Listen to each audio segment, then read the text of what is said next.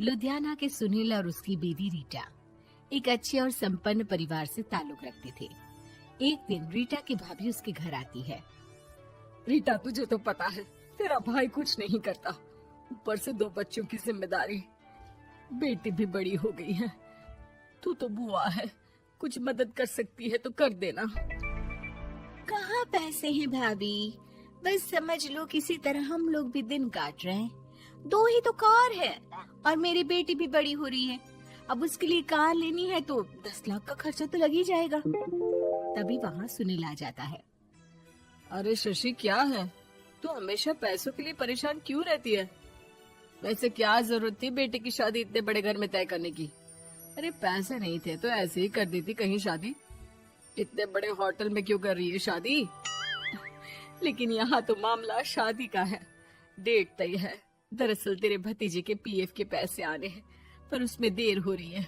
जैसे ही पैसे आ जाएंगे मैं तेरे अकाउंट में डलवा दूंगी। ठीक है, हम लोग सोचकर बताएंगे। तभी वहाँ भतीजा आ जाता है। फूफा जी, आप लोग ही मदद कर सकते हैं, वरना तो कैसे काम होगा समझ में ही नहीं आ रहा।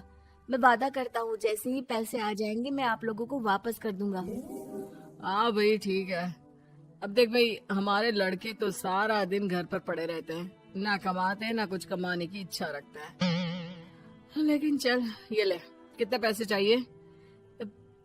जी 4 लाख रुपए। ठीक है, लेकिन पैसे ध्यान से वक्त पर वापस लौटा देना। सुनील मुसीबत के वक्त बीवी के भतीजे की मदद तो कर देता है, लेकिन उन लोगों के जाने के बाद देख ले रीटा, तेरे मायके वालों ने मांगा तो दे दिया, वरना इन लोगों का मुझे कोई भरोसा नहीं है। अरे क्यों भरोसा नहीं है? इससे पहले तो कभी इन लोगों ने आपसे मदद भी नहीं ली। हाँ, ली तो नहीं, लेकिन पैसे की किल्लत ही रहती है ना इन लोगों के पास। अरे ठीक है ना, नहीं लौटा पाए तो भतीजे के ससुराल से निकाल देंगे। सुना है बड़े घर में शादी हो रही है। सुनील और रीटा पैसे तो दे देते हैं, लेकिन अगले रोज ही। हाँ भाई साले साहब, क्या हाल है? ठीक हूँ जीजा जी। क्या बात है, सालों बाद आपका फोन, जरूर कोई बात होगी, बताइए ना। अरे वो तेरी बड़ी भाभी आई थी, बेटी की शादी कर रही है ना, तो पैसे लेने के लिए मैंने दे दिए 4 लाख। सोचा भाई किसी गरीब की बेटी की शादी हो रही है, पुण्य मिल जाएगा। अच्छा किया जीजा जी, उनका बेटा बहुत मेहनती है, जल्द ही लौटा भी देगा। वहीं रीटा भी फोन करके हर किसी को पैसे देने की बात करती है। रीटा की भाभी शशि के पास उसके भाई का फोन आता है। तूने सुनील से पैसा लिया है क्या? नहीं भाई, सिर्फ बात की है, बोल तो रहा है कि दे देगा। वो लोग मदद करने वालों में से नहीं है, और मदद कर भी दे लेकिन समाज में गा गा कर हालत बुरी कर देते हैं। अब गाने दीजिए ना भाई, मैं क्या कर सकती हूँ, मेरे पास कोई ऑप्शन भी तो नहीं है। बेटी की अगले हफ्ते शादी जो है।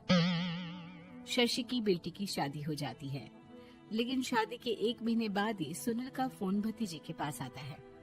हाँ भाई, शादी तो हो गई हम लोगों की दुआ से। अब देख, ऐसा ही फायदा होता है पैसे वाले रिश्तेदार हो तो। तेरे वक्त पर हम कैसे खड़े हो गए थे, लेकिन अब पैसा लौटा दे भाई। जी, मैंने पीएफ के लिए अप्लाई कर दिया था, उसकी नोटिफिकेशंस मैं आपको भी भेज देता हूँ।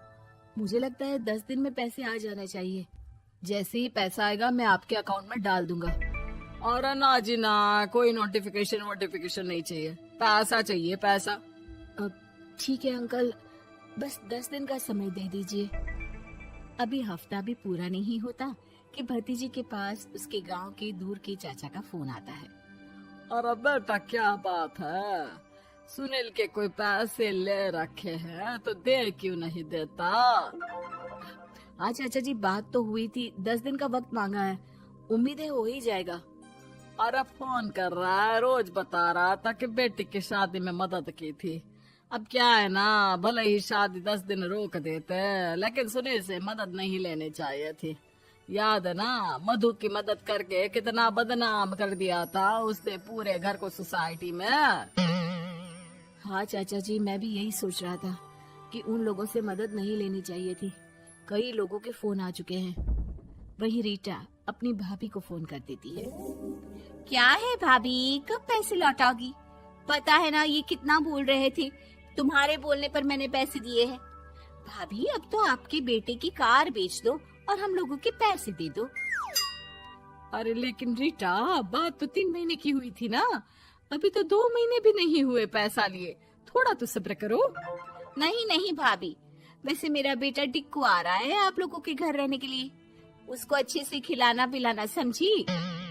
भाभी को समझ में नहीं आता कि वो क्या करे। वो बेटे से बात करती है।